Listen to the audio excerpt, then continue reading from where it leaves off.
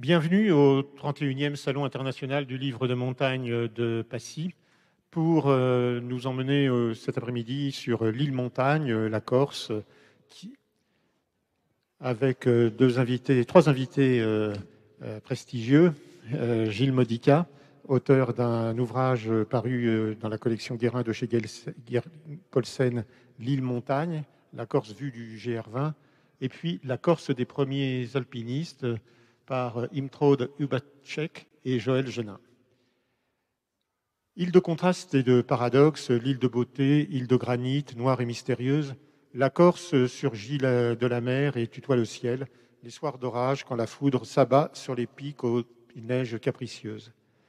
La Corse est l'île du bleu et du noir, du plaisir et du deuil traversé du nord au sud par un chemin de pierre qui attire, qui envoûte, imprime dans les mémoires le souvenir des sources d'eau fraîche, des arbres vigoureux résistant aux colères du vent et des intempéries. Gilles Modica, dans son ouvrage L'île Montagne, a été aimanté à ce chemin et les raisons en sont multiples. Cela porte à la spiritualité, cela permet de découvrir des paysages nouveaux, des gens tout à fait attachants et accueillants. Et En Corse, il faut descendre sur Marseille, il faut déjà prendre un bateau. Donc il y a une rupture, c'est déjà un vrai voyage, si je puis dire. Ensuite, quand vous arrivez sur Bastia, ce qui vous frappe tout de suite, c'est les montagnes du Cap Corse qui sortent de la mer, qui surgissent de la mer, qui semblent déjà relativement hautes, alors qu'en fait, elles culminent seulement à 1300 mètres. Et vous pénétrez dans l'île, et là, vous découvrez que la Corse, c'est une grande île montagneuse, beaucoup plus grande qu'elle ne le semble sur la carte, et en plus des montagnes relativement désertées, dans la mesure où la population corse, la population de résidents corse, c'est 300 000 habitants. 300 000 habitants, pour vous donner un exemple, c'est à peine la moitié de la population de Grenoble, du bassin grenoblois. Donc, en 2019, je suis revenu faire le GR20, donc dans son intégralité, et j'ai, en 10 jours, j'ai plutôt relativement bien marché. J'ai vu que les conditions, les problèmes du GR20, je dirais que c'est un problème de surfréquentation. J'en parle dans mon livre. Et au retour, j'ai voulu faire un livre sur la Corse, à la fois donc sur le GR20, qui est un peu la colonne vertébrale maintenant, on dira, touristique en montagne pour les Corses, et puis en évoquant un peu tous mes souvenirs antérieurs, par exemple de ski, de raquettes. Il m'est arrivé de me retrouver en Corse pendant plusieurs jours dans des bergeries au mois d'octobre, au mois de novembre. Et j'ai écrit ce livre, qui est un livre assez court, qui est un livre d'impression, où on avance. C'est à la fois le récit donc, de ces 10 jours de marche, avec plusieurs sommets au passage, enfin surtout essentiellement donc la Palia Orba et puis la Pointe des Éboulis, mais enfin ça c'est la Pointe des Éboulis, c'est presque un sommet obligatoire, on va dire, et l'Incoudine. Et sans cesse, je reviens en arrière. C'est un livre d'impression, de réflexion sur la Corse, sur les caractéristiques déjà, je dirais, climatologiques de la Corse, sur le fait que c'est, j'appelle ça l'île du vent, parce qu'en Corse, vous avez énormément de vent, plusieurs vents. Vous avez le vent du sud, le sirocco, qui a une influence assez, je dirais, un peu délétère sur le caractère de l'homme, qui peut avoir un peu néfastes. Vous avez aussi donc des coups de vent extraordinaires. Si vous prenez par exemple les tempêtes, vous avez des pointes fréquentes au Cap Corse à 210, 215 km/h. Et dans la montagne corse, j'ai eu à plusieurs occasions des tentes explosées par le vent. Moi-même, une fois, je suis parti en toupie, littéralement soulevé par le vent, par une tempête de vent, alors que ça, c'est des choses qui vous arrivent pratiquement pas dans les Alpes, sauf, vraiment cas rarissime. Donc, il y a des conditions vraiment très, très particulières en Corse qui fait que j'y suis retourné. C'est devenu un peu ma passion. Il y avait aussi un côté, dans la mesure où je suis issu des deux côtés de méditerranéen, par ma mère de la Provence, par mon père de la Sicile. Pour moi, la Corse, c'était aussi un peu le paysage essentiel, fondamental, le paysage méditerranéen par essence, J'y retrouvais à la fois des souvenirs, je dirais, une espèce d'inconscient méditerranéen qui s'est réveillé, je dirais, au contact de la Corse. Et c'est une île qui, en plus, a gardé, je dirais, une relative virginité. Si on met de côté les côtes qui ont été vraiment investies, vous avez en Corse, en particulier dans les montagnes, vous avez plus de 100 sommets qui ont de plus de 2000 mètres. Vous avez des sommets qui sont en dehors du GR20, qui sont très peu fréquentés. Vous pouvez, moi, il m'est arrivé en Corse de ne voir personne pendant jusqu'à 5 jours, 6 jours complets.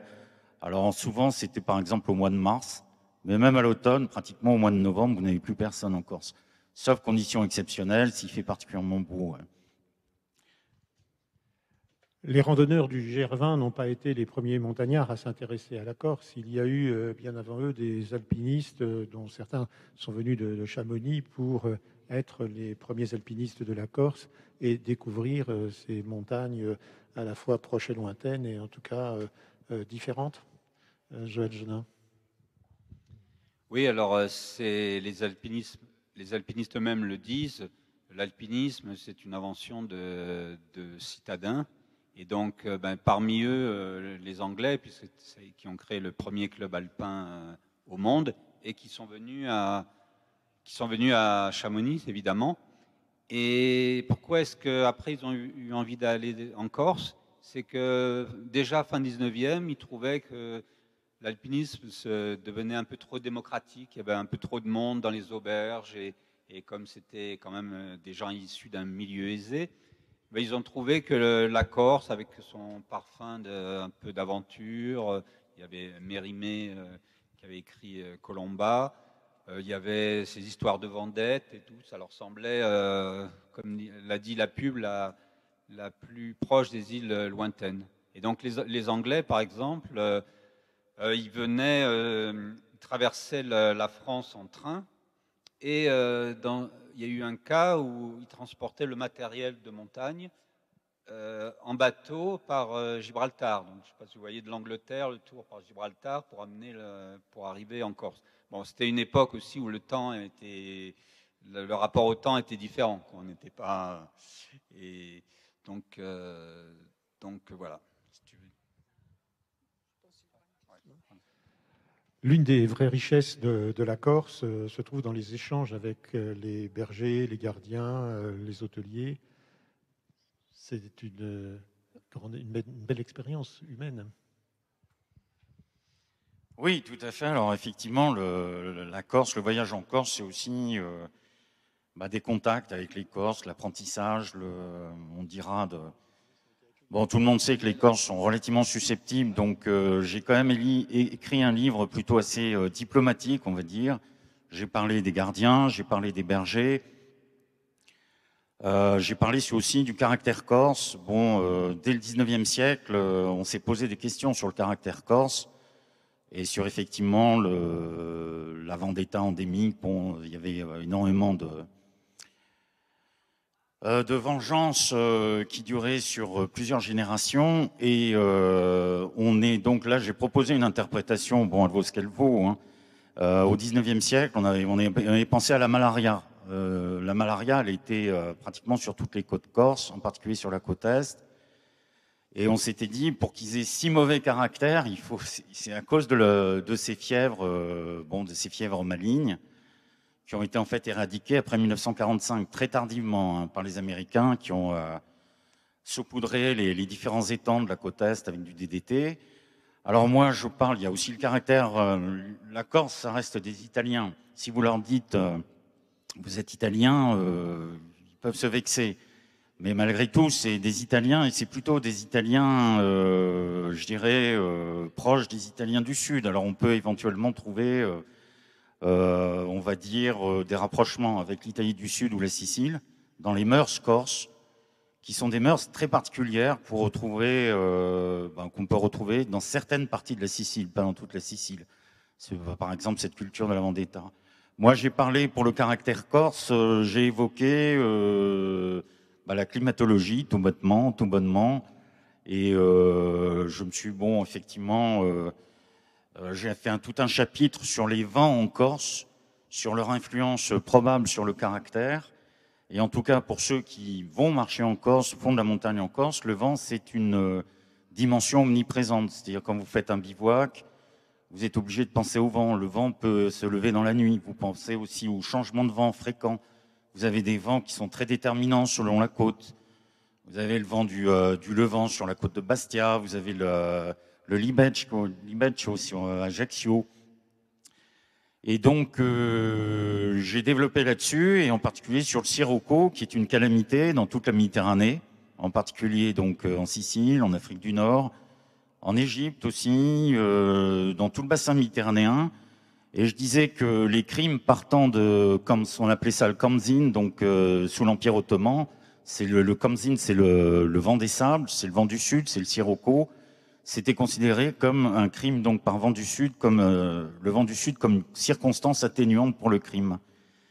C'est ce qui pourrait donc j'en reviens à ça, c'est le sirocco est très fréquent en Corse et il a tendance à vous plomber donc physiquement, alors moralement peut-être que ça a une influence aussi. Les personnalités sont différentes selon les montagnes où elles habitent. Et la question qui se pose, c'est de savoir comment les premiers alpinistes ont été accueillis quand ils sont arrivés en Corse en 1852. Oui, bonjour à toutes et à tous. Alors, les premiers alpinistes, quand ils sont arrivés en Corse, c'était toujours avec beaucoup de curiosité, évidemment, qu'ils étaient accueillis par la population locale. C'était quelque chose qui était complètement incompréhensible pour eux. Ils ne savaient pas trop à quoi s'en tenir. Ils les prenaient parfois pour des espions. Ils envoyaient même les gendarmes pour les empêcher de gravir les sommets en hiver parce que c'était trop dangereux, considéré par les habitants trop dangereux. Il y avait une autre gendarme qui a fait irruption auprès des grimpeurs parce qu'il portait une arme très dangereuse. Et vous pouvez peut-être imaginer ce que c'était, cette arme très dangereuse. Ben, c'était le piolet. Donc, ils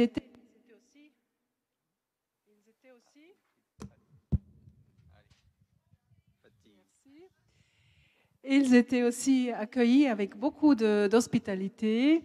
Les récits regorgent vraiment de descriptions d'hospitalité, d'accueil généreux. Le curé qui leur a fait parvenir un grand jambon, un prosciutto dur comme une semelle, ou une grande carafe de vin de sa propre fabrication, du curé. Donc, ils étaient pas seulement en majorité, mais vraiment à 99%, très, très bien reçus. Et ce qui nous a beaucoup intéressé pour ce livre, c'est le côté justement autour de l'ascension des sommets. Bien sûr, nous parlons des différents grands sommets, nous parlons des routes d'escalade, nous parlons des grands alpinistes qui ont fait une première, etc. Mais tout ce qui se groupe autour de ces ascensions nous a particulièrement intéressés. C'est-à-dire, c'est déjà les voies d'approche, comment on s'est ravitaillé en montagne, comment se sont passés les campements, les bivouacs, les auberges, etc. Et bien sûr, les interactions avec la population locale.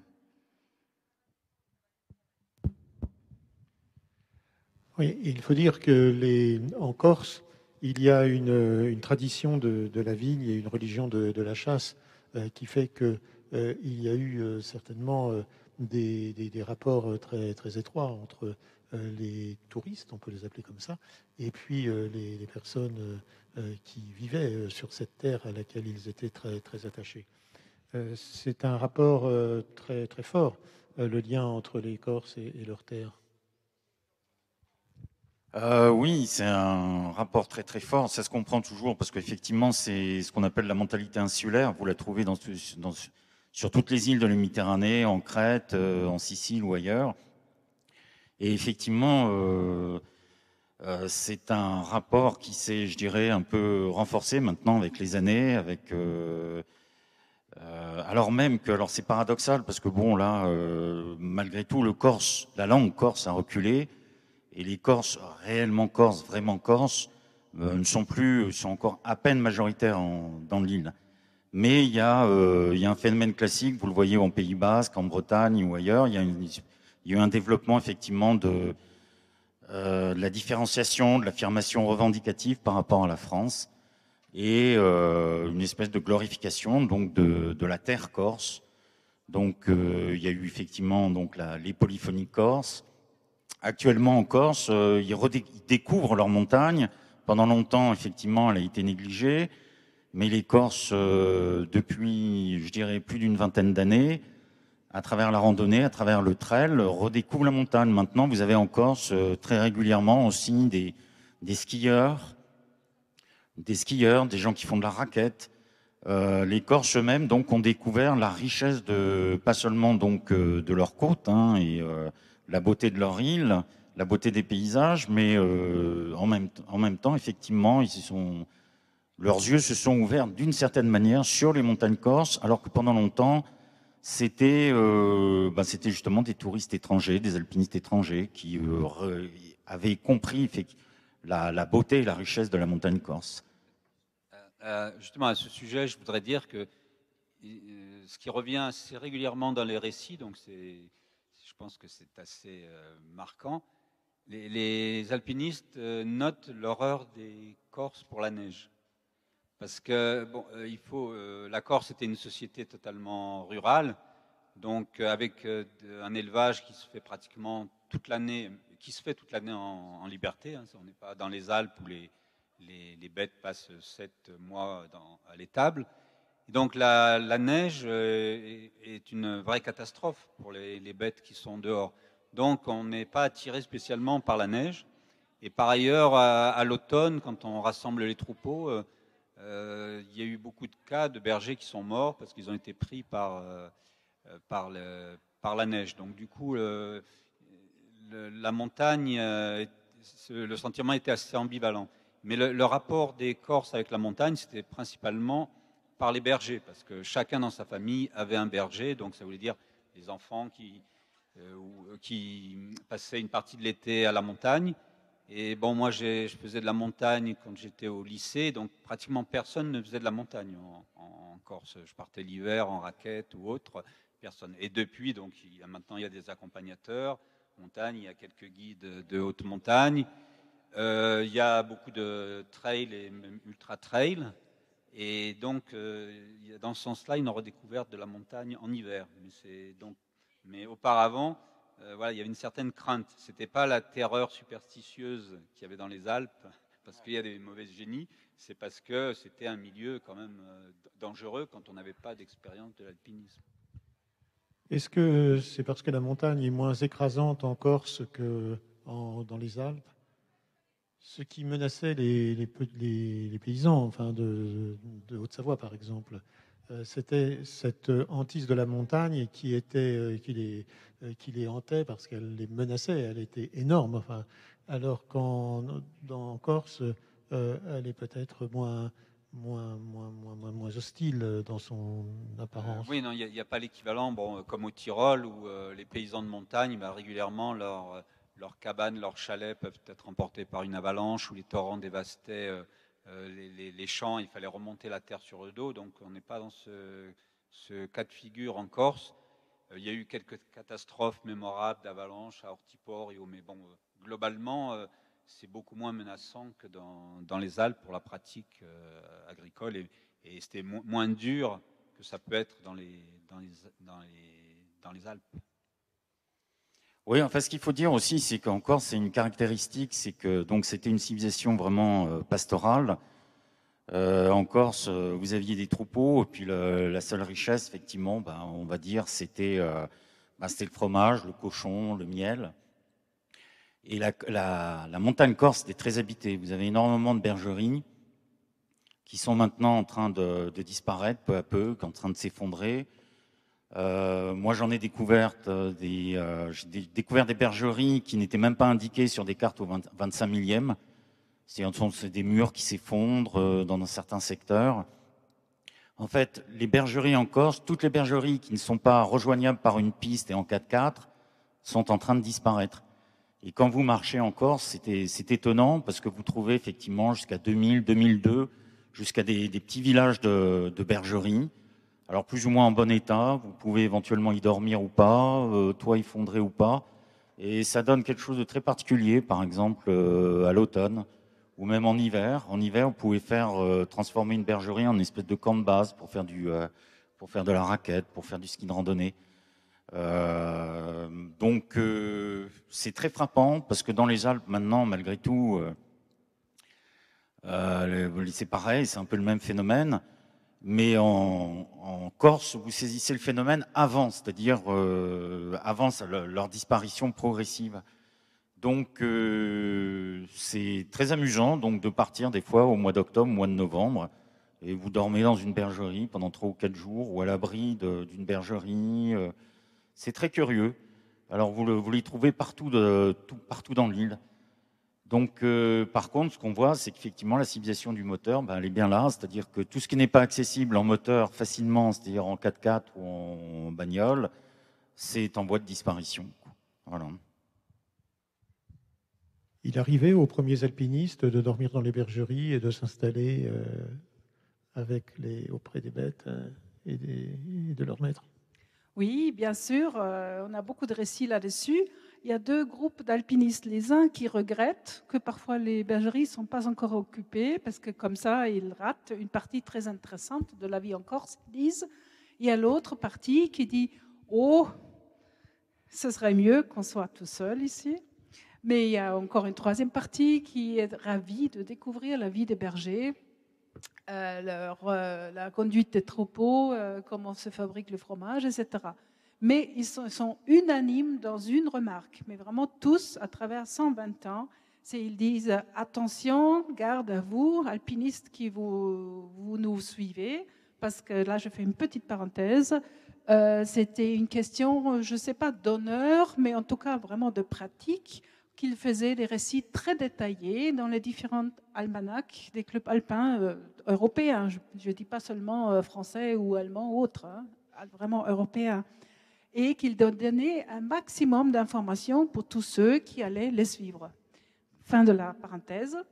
Et donc, ils étaient unanimes dans cette remarque en disant « Faites attention, ne vous attendez absolument pas à des bergeries alpages comme chez nous dans les Alpes, qui sont relativement confortables, qu'on peut vraiment utiliser comme un camp de base, on peut y dormir relativement bien, etc. » Là, c'est un art très primitif, c'est ce qu'ils disent. On pense à Homère, on pense vraiment à l'Antiquité grecque, c'est quelques pierres les unes au-dessus des autres, parfois avec quelques planches comme toi, mais ça s'arrête là. Donc faites attention, ne vous attendiez pas à ça. Il y en a quelques récits aussi qui racontent comment ils ont cherché des yeux longtemps les bergeries indiquées, parce que ça se détachait tellement peu des rochers autour, ou en hiver, ils ont découvert avec la pointe de leur ski juste 2 petites collines et ils ont deviné que c'était les bergeries indiquées, donc bivouac dans la neige. Je peux peut-être ajouter ce qui a aussi intéressé les alpinistes, alors comme George Ingle Finch, qui après est allé à l'Everest en 1923 et qui est quand même monté en 23 à 8300 mètres, si je ne me trompe pas. Et donc, lui, il faisait ses études avec son frère et un ami norvégien à Zurich, à l'école polytechnique. Et il est venu en Corse pour se préparer à des expéditions lointaines en disant, là, il faut se débrouiller. Et donc, dans les Alpes, c'est déjà organisé, il y a des refuges, alors qu'en Corse, il n'y a rien. Donc, il débarquait. Il n'y avait pratiquement pas de carte en dehors des mauvaises cartes d'état-major.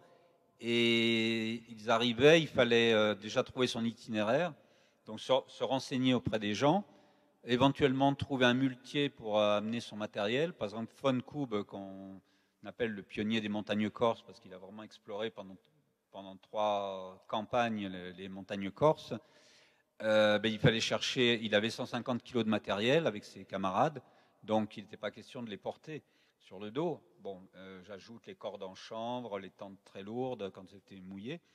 Et donc, en fait, il faisait un campement, on dirait en marguerite, c'est-à-dire qu'il trouvait un muletier qui transportait son matériel par exemple près de la Paille-à-Orbe, et ils s'installaient pour plusieurs jours. Et de là, ils gravissaient les sommets autour. Et après, ils avaient convenu avec le muletier qu'ils reviennent pour chercher leur matériel. Donc ça donne lieu à des épisodes parce que le muletier finalement à l'heure dite n'est pas là. Ou alors, donc il y a quantité d'anecdotes. Et alors ce qui surprend aussi les Anglais, habitués à Chamonix, c'est qu'il n'y a pas de porteur non plus. Personne ne veut porter votre sac à dos en Corse. Et, ouais, et donc, il y a un Anglais, c'est le révérend Hawker, qui est avec sa femme, puisque les anglicans sont mariés, et qui dit, je demandais à notre guide de porter l'ombrelle de ma femme, et il a refusé sous prétexte qu'il était trop chargé, alors qu'il ne portait que sa gourde de vin. C'était déjà beaucoup. Si c'était du vin corse, c'est du vin quand même qui était assez épais. Donc, effectivement, il pouvait avoir une densité plus importante. Aujourd'hui, sur le GR20, j'imagine qu'on porte son sac à dos avec allégresse. Non, alors sur le GR20, effectivement, il y a en fait deux catégories. Il y a une catégorie, disons, ultra légère, hein, c'est-à-dire chaussures légères, le sac, juste une gourde d'1 litre, 2-3 barres de céréales. Et puis sinon, vous avez des randonneurs classiques avec des sacs de 10 à 20 kilos. Donc à partir de là, évidemment, vous n'avez pas du tout le même rythme. Des fois, c'est un peu, je dirais, un peu agaçant parce qu'effectivement, vous avez deux populations qui se croisent, mais qui n'ont pas du tout les mêmes rythmes, le même comportement finalement. Et ça pose même je crois, des problèmes maintenant pour le parc. Parce qu'il y avait un projet d'organiser un trail directement, un ultra trail, je crois, Il a eu lieu cet été, ouais. C'est là où il a battu le record, là, non? Ouais, c'est ça, ouais. Il y a eu une course. Pardon. Oui, il y a eu une course qui s'appelle un peu, bon, ça a fait sourire, qui s'appelle la Terre des Dieux, rien que ça. Bon, soyons modestes, après tout, puisqu'on est dans le sud. Alors, je ne sais pas si c'est les dieux, sont ceux qui couraient. Et bon, nous personnellement, comme on est plutôt de la tendance des alpinistes d'avant qui prennent leur temps et qui rencontrent les gens, et pas des alpinistes et des montagnards chronomètres qui doublent les étapes, bon, on n'est pas... Parce qu'il y a quelque chose d'assez ambivalent avec le parc, c'est qu'à la fois ils disent « Ah, il y a un problème de surfréquentation », et à la fois en fin de saison, ils se félicitent du nombre de nuitées. Donc c'est un peu... Ouais. Effectivement, il y a des projets de développement des refuges, parce que c'est des refuges qui ont été des petits refuges édifiés dans les années 70 et qui sont plus suffisants pour héberger, en particulier donc au mois de juin, juillet, en été, au moment de la surfréquentation. Donc là, dernièrement, j'ai eu des échos sur lesquels le parc voulait effectivement agrandir certains refuges. Alors ça pose des problèmes avec certains gardiens.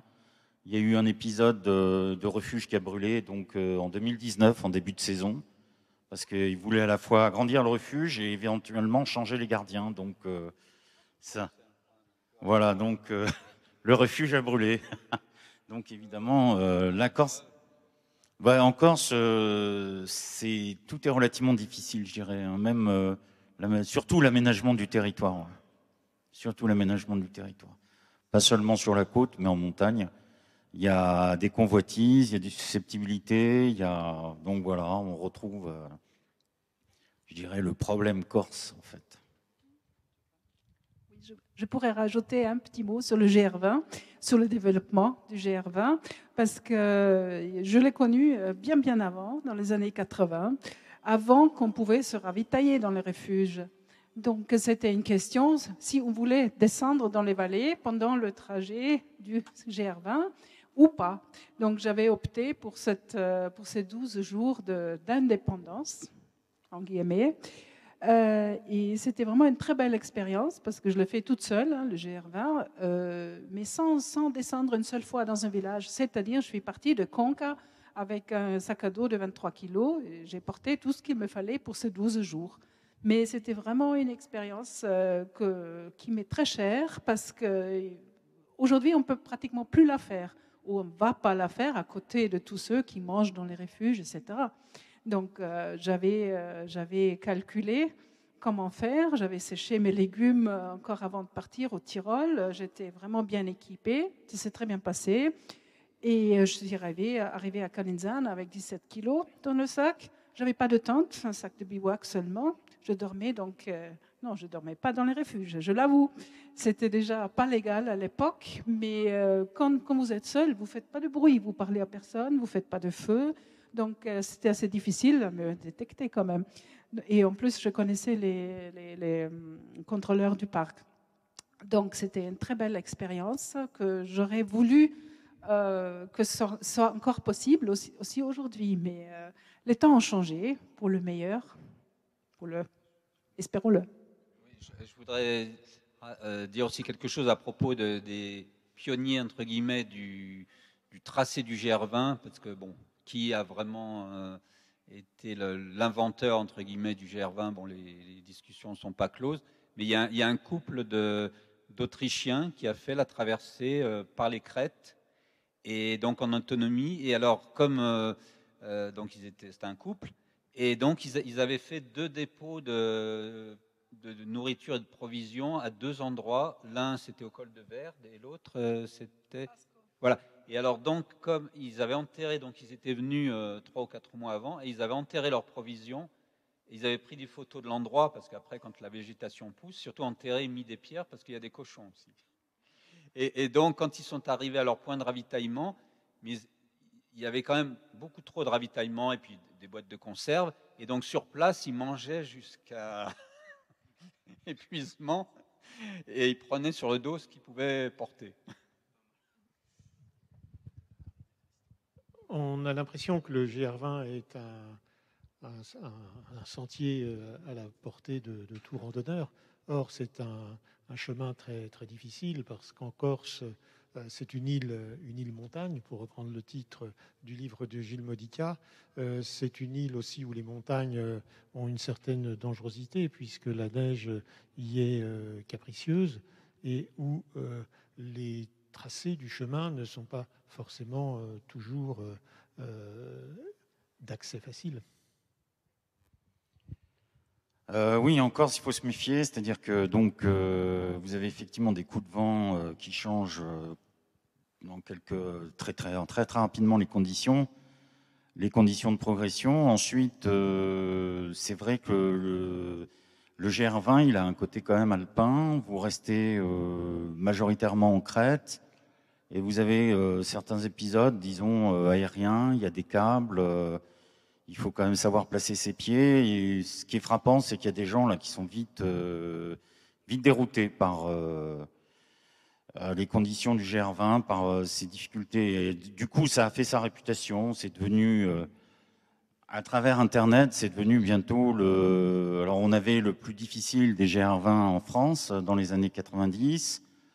Après, c'était le plus difficile sentier d'Europe. Et maintenant, c'est le sentier le plus difficile du monde, quoi. Je pense que les Corses ont bien participé à la promotion du GR20 en termes de difficulté, effectivement. Donc, c'est paradoxal, puisqu'il y en a maintenant qu'il faut en 5 jours, donc en chaussures légères, en chaussures de trail.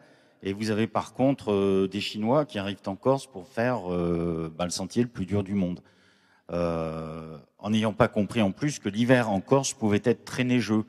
Donc moi, il m'est arrivé de tomber sur 2 Chinois complètement perdus qui brassaient dans la neige en plein mois de mars, quoi, et qui m'ont dit « mais on comprend pas, le GR20, on nous avait pas expliqué qu'il pouvait y avoir autant de neige ». Enfin, c'est devenu un peu... c'est le problème, hein, c'est-à-dire qu'il y a une surfréquentation qui a des conséquences, bonnes ou mauvaises, mais bon, plutôt mauvaises souvent. Je voudrais rajouter un mot concernant la neige en Corse. Il y a eu pas seulement les traversées en été, GR20, mais il y a aussi quelques traversées très audacieuses en hiver à ski. Et je suis très heureuse qu'on a un de ces pionniers de la traversée à ski de la Corse. Ici, parmi nous, c'est monsieur Bernard Army. Ça nous fait très plaisir que vous soyez ici. Vous étiez vraiment un des premiers dans les années 60 à avoir fait une sorte d'expédition à ski à travers la chaîne centrale de la Corse. Encore un très très grand bravo parce que vous étiez un précurseur pour d'autres, mais jamais c'était possible de le faire de cette façon-là parce qu'après il y avait des points de ravitaillement et c'était beaucoup plus facile. Je pense qu'à l'époque où vous l'avez fait, c'était vraiment un acte de pionnier. Oui, effectivement, j'ai eu la chance avec 2 autres amis en 1968 de faire la première traversée de la Corse à ski, enfin pas de toute la Corse, mais des principaux sommets de la Corse. Et on a fait ça donc en une semaine et en autonomie. La particularité de ce raid à ski, c'est que ça s'est passé avant la création du parc. Donc il n'y avait pas de refuge, il n'y avait pas de renseignements, il n'y avait rien. C'était vraiment, en fait, l'aventure est totale. Il a fallu qu'on couche dans des bergeries, qu'on couche sous des abris de bergers. Une fois, il a fallu qu'on bivouaque. Et tout ça, en fait, il s'est fait dans une ambiance de montagne sauvage et totale. Alors, depuis, il y a le parc, il y a les refuges, il y a des itinéraires balisés, etc. Ce que je voulais dire, c'est qu'on peut encore vivre en Corse des randonnées sauvages. Il suffit de s'écarter du GR20, il suffit de prendre les cartes, et il y a toujours des sentiers à droite et à gauche du GR20, et on peut encore faire des grandes randonnées sauvages en Corse. Et ça, loin des foules du GR20, je pense. Des randonnées sauvages et des belles courses. Il y en a au moins 100, les 100 plus belles courses de randonnée. Et je ne sais pas si Henri Agresti voudrait dire quelques mots. Peut-être, oui. Voilà. Ben merci. J'aurais jamais imaginé pouvoir dire quelques mots, mais à vous entendre, j'ai l'impression de ressusciter de 50 ans et d'expériences qui sont très bien évoquées.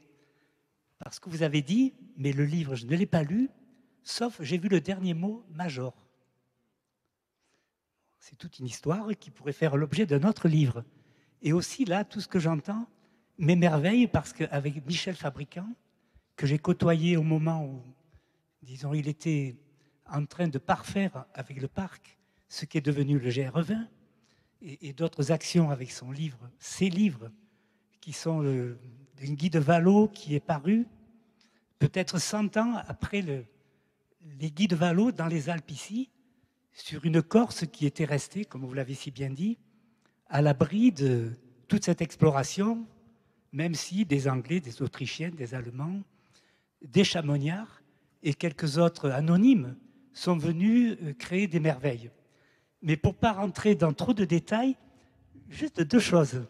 À propos des refuges qui ont brûlé, pendant que nous faisions ce livre, c'est-à-dire 6 ans et demi de présence intensive sur la Corse, par 25 voyages et tout le temps entre les voyages, sur les documents, les cartes, l'exploration, pour revoir la totalité de la montagne corse et à mesure de plus en plus près de la mer, où la montagne commence à ras de l'eau.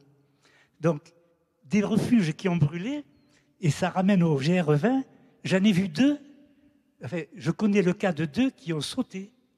C'est pas brûlé et qui ont sauté, je m'excuse de dire cette chose-là, à l'issue d'un courrier que j'avais envoyé à notre ami Jean-Paul pour lui signaler 2 problèmes, disons, de GR20. Un, c'était Altoré.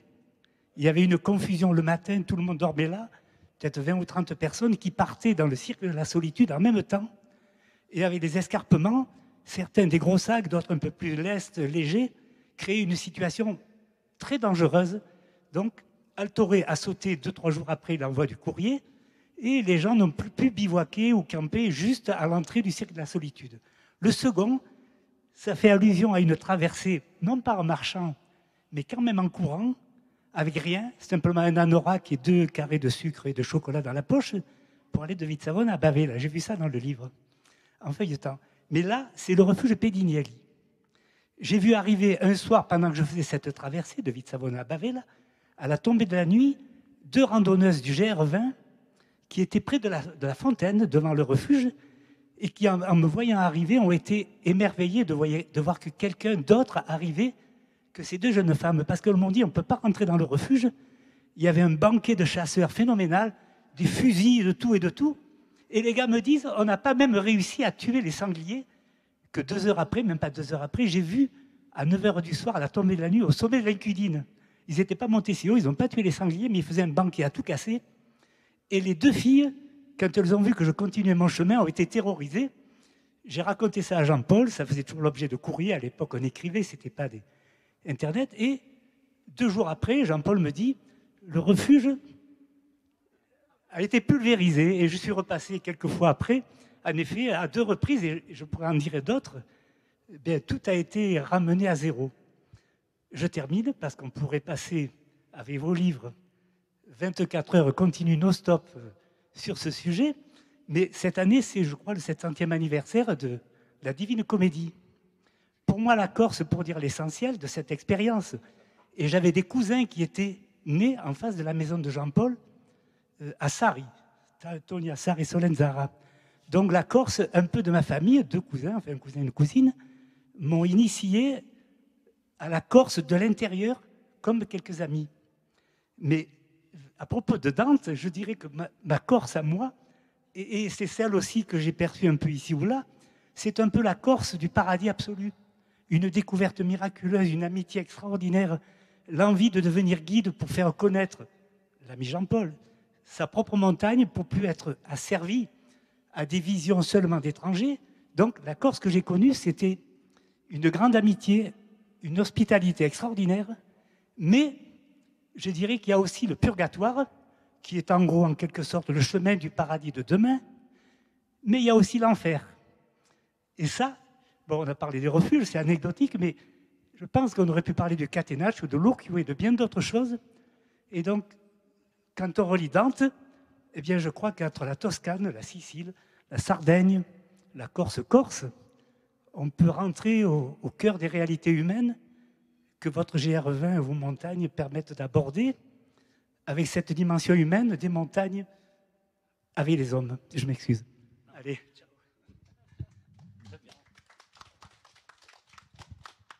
Merci beaucoup Henri pour ce témoignage qui nous montre qu'en Corse, il y a des refuges et des paillotes qui irradient des paysages miraculeux. Ces paysages merveilleux de la Corse, les premiers alpinistes ont pu en profiter, ont su en profiter? Oui, c'est sur ce qui a fasciné les alpinistes, parce qu'évidemment, ils venaient de... Je ne parle pas des Anglais, mais je parle des Autrichiens, des Suisses, des Italiens, qui ont de très belles montagnes, comme ici. Ce qui les a toujours fascinés, c'est d'être à un sommet. Certains sont venus à une époque où il y avait de la neige, et de voir la mer en bas. Pour eux, c'est un espèce justement de paradis, de réalisation totale de cet attrait de la montagne.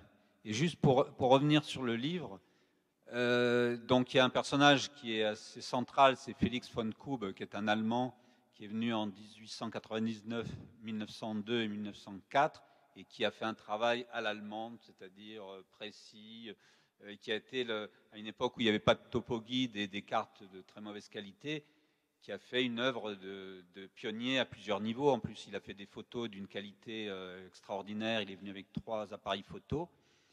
Mais ça n'aurait pas justifié forcément de faire un livre ou alors de faire une monographie sur Félix von Kube. C'est qu'après, en cherchant, on s'est aperçu qu'il y avait vraiment, sans tomber dans une inflation méditerranéenne qui exagère, c'est qu'il y a des personnalités marquantes de l'alpinisme, de l'histoire de l'alpinisme, qui sont venues en Corse, comme Freshfield, Tuckett, donc les Anglais 19e. Il y a Edward Theodore Compton, qui était un peintre, mais un peintre alpiniste, pas un peintre qui mettait son chevalet et qui peignait les montagnes, qui vraiment a fait des premières. Des peintres, des guides chamoniards, puisque c'est les 200 ans, comme Arthur Ravanel, François Devoissou, Alphonse Coutet, qui sont d'ici. On a rencontré hier des gens de leur famille et qui sont venus en Corse accompagner des clients. Et puis après, il y a George Ingle Finch, comme je le dis, Finch, qui est allé à l'Everest. Et puis après, et puis d'autres moins connus, mais des Suisses. Et donc tout ça, ça fait vraiment, à l'échelle de la Corse, une petite épopée de la conquête des, entre guillemets aussi, parce que j'aime pas trop le terme conquête des sommets, mais et puis après, plus récemment, il y a Kurt Dimberger qui nous a fait l'amitié de faire la préface et qui est venu en Corse dans les années 60, après son expédition avec Herman Bull au Broad Peak et au Chogolisa, où Herman Bull s'est tué. Il est venu en Corse avec la tante d'Herman Bull et il a fait l'ascension de la Paillarbe. Et plus récemment, quelque chose de personnel, c'est que moi qui suis un modeste montagnard, on s'est trouvé, il est venu plusieurs fois en Corse, il y avait un cycle de films sur la montagne, et il m'a dit, donc ça fait combien, 10 ans peut-être, et il m'a dit, je me souviens, il y avait une montagne là, quand j'étais à la Paillarbe, une montagne percée, et je me suis dit, Kurt, tu dois revenir un jour pour voir ça de plus près. Et il m'a demandé si c'était accessible et tout, et donc je l'ai amené au trou du Tafonat. Merci. Oui, être émerveillé par ces montagnes corses, c'est une chose, mais de le communiquer aux autres, c'est une autre chose. Et nous avons la chance que tous ces alpinistes d'époque, c'était pour la plupart des gens très, très éduqués, hein, soit des scientifiques, soit des artistes, des médecins, etc. Et ils avaient vraiment cette tradition pas seulement de voir, mais aussi après de le mettre soit en mots ou en dessin, en photo, etc. Et ce livre se nourrit en très grande partie de tous ces témoignages que ces alpinistes ont laissés, surtout dans les almanachs des différents clubs alpins européens, mais aussi des collections de photos, soit dans les musées, soit chez les particuliers. Donc le livre est composé de 1200 citations de ces récits, de plus de 1000 illustrations, en plus grande partie des photos d'époque de tous ces montagnards, ce qui nous a permis vraiment de composer ce livre avec les sources d'époque. Et de très belles illustrations. En tout cas, ces premiers alpinistes, comme Gilles Modica, ne marchaient pas les pieds aveugles. Ils regardaient autour d'eux, mais comme ils étaient en haute montagne, ils n'avaient pas à craindre ces vaches, non pas miraculeuses, mais ces vaches indomptables qui représentent un véritable risque pour les randonneurs. Oui, il y a un problème qui est récurrent en Corse, hein, qui était déjà signalé déjà au 18e, au 19e, c'est le bétail libre, errant, donc des vaches, entre autres. Effectivement, la particularité de la Corse, c'est frappant dès que vous débarquez dans l'île, c'est que vous découvrez des vaches dans des endroits improbables. Alors déjà, effectivement, sur les routes, des fois, des endroits, donc ça pose des problèmes pour la circulation. Et les vaches montent aussi très très haut en été, donc vous trouvez des vaches jusqu'à 2002, 2003, et elles peuvent avoir effectivement des réactions imprévisibles, un peu dangereuses. Alors en hiver, c'est très curieux parce que moi, il m'est arrivé de voir des vaches donc marcher sur les plages, donc ça donne un côté, je dirais, très exotique, presque indien, donc à la Corse. Un profil de vache sur une mer un peu grise au Cap Corse. Là, j'ai des souvenirs comme ça. Il m'est arrivé aussi, j'ai failli me faire encorner par une vache tout bêtement sur le sentier des Agriates une fois en février, parce qu'en fait, on s'est retrouvé, le sentier était étroit et j'avais même pas un bâton, j'avais en fait un parapluie parce que le temps était menaçant. Et c'était elle ou moi en fait. Elle s'est avancée vers moi. J'ai fait un geste qui a dû un peu l'inquiéter et elle m'a chargé. Donc je me suis basculé complètement en arrière dans le maquis. Il y avait une petite barre rocheuse en dessous. Enfin bon, c'était la corne. Je l'ai vue à même pas 10 cm, 5 cm de mon ventre. Donc en Corse, c'est très très curieux. Ça ajoute à l'exotisme de la Corse. Par contre, ça déplaît beaucoup à certains automobilistes. Parce qu'effectivement, il y a quand même encore il y a des accidents. Hein. Il peut y avoir des accidents graves avec les vaches. Merci. Auriez-vous des questions à poser à nos invités? Non? S'il n'y a pas de questions, je voudrais vraiment les remercier chaleureusement de leur présence et surtout de leurs livres qui sont vraiment très, très, très intéressants et très utiles. Donc, on peut vous recommander La Corse des premiers alpinistes par Imtrud Ubectek et Joël Genin, et puis L'île Montagne de Gilles Modica, paru dans la collection Guérin de chez Paulsen. L'un et l'autre de ces livres nous invitent à marcher ou à prendre le bateau pour la Corse pour découvrir et comprendre cette île montagne et nous émerveiller de ces paysages très contrastés. Les uns et les autres, vous avez su écrire ce paysage et nous inviter au voyage dans l'histoire d'une part, sur le GR20 d'autre part, et ce sont de réels plaisirs de lecture. Ces ouvrages, vous pourrez les retrouver sur le stand de Imtrud et Joël, là dans le parc, et puis L'île Montagne à la librairie Landru, tout à côté. Je vous recommande d'aller visiter le stand des libraires d'Anciens, qui est tout à fait remarquable, et ce soir de venir applaudir le film de Christophe Rella, Les ailes de Patagonie. Voilà, merci de votre attention.